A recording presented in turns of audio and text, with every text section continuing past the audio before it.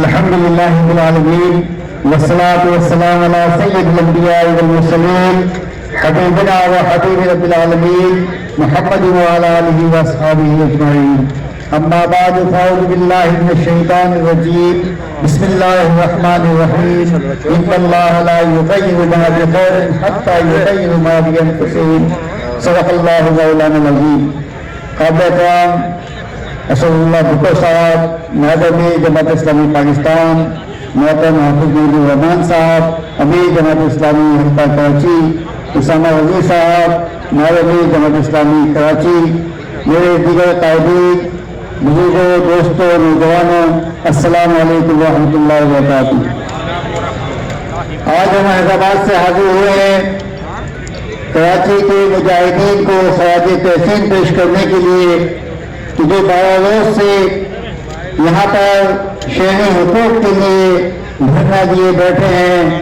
حافظ نعیم الرحمان صاحب، ان کی قیادت میں جتنے قائدین اور کارکنان یہاں موجود رہے ہیں، ہم سب کو خراج تحسین پیش کرتے ہیں اور مبارکباد پیش کرتے ہیں کہ جس طرح آپ کراچی کے حقوق کے لیے اٹھے ہیں، انشاءاللہ پورا ملک اپنے حقوق کے لیے اٹھے گا اور وہ وقت دور نہیں جب یہ ظالم جاگیردار وغیرہ اس ملک سے بھاگنے کو مجبور ہوں گے اور یہ عوام کا اقتدار عوام کے نمائندوں کے ذریعے عوام کے ہاتھ میں آئے گا اور انشاءاللہ یہ پاکستان ایک اسلامی اور فلاحی ریاست بنے گا.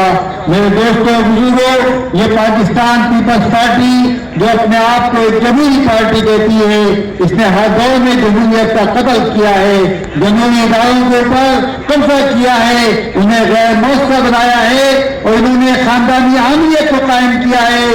بھٹو کے بعد اس کی بیٹی آئے گی، اس کے بعد اس کا بیٹا آئے گا، اس کے بعد اس کا پوتا آئے گا، اس کے بعد اس کو نواسا آئے گا.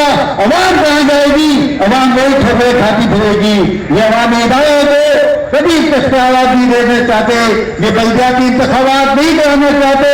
کورٹ کے آرڈر کے اوپر کرانے میں مجبور ہوں گے تو پھر بے اختیار کر دیں گے، غیر مؤثر کر دیں گے امیدواروں کو اور چاہیں گے کہ بلدیاتی نمائندے کے پاس ڈیتھ سرٹیفکیٹ اور برتھ سرٹیفکیٹ کے لیے اختیارات نہ رہے ہیں. ان کو جھاڑو دینے کو لگا دیا جائے، صحت و صفائی کو لگا دیا جائے، سارے اختیارات ان سے سلب کر لیے جائیں، لوگ ان سے پوچھیں اور یہ جواب نہ دے سکیں. ایسی بے اختیار بلدیاں قائم کر کے لوگوں کا مذاق بنایا جائے، سارے اختیارات سارے وسائل پر خود قبضہ کیا جائے.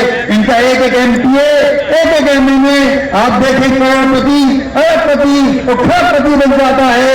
ان کے گھروں میں اگر آتش بتی ہوتی ہے، وہ حرام کی دولت، وہ ڈالوں کی صورت میں جہاں تھپیاں لگی ہوئی تھی دیوار کے ساتھ فیصلنگ کے اوپر بیٹ کے نیچے، یہ ڈالے کے پجاری اس ملک کے حکمران ہیں. یہ عوام کے نمائندے اپنے آپ کو کہتے ہیں. ہم کہتے ہیں شرم آنی چاہیے پیپلز پارٹی والے، عوام کے نمائندے عوام کے درمیان آ کے بیٹھو اور بتاؤ کہ دولت تم نے کہاں سے حاصل کی تھی، کہاں سے تم نے لوٹا ہے قوم کو، کہاں سے سلے میل بنائے ہیں، کہاں سے جاگیریں جائیدادیں بنائی ہیں. یہ سارے اس قوم کا پیسہ ہے، اس قوم کا خون ہے کہ تم نے نچوڑا ہے.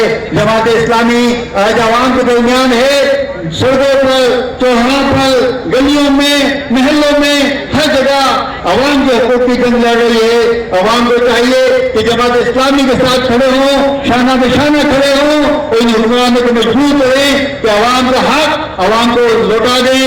عوام کے اداروں کو مؤثر بنانے کے لیے، اپنے حق کو حاصل کرنے کے لیے جدوجہد کرنا ہوگی. میں کہتا ہوں کہ دبا سکو تو صدا دبا دو، بجھا سکو تو دیا بجھا دو. صدا دبے گی تو حشر ہوگا، دیا بجھے گا تو سحر ہوگی. شکریہ.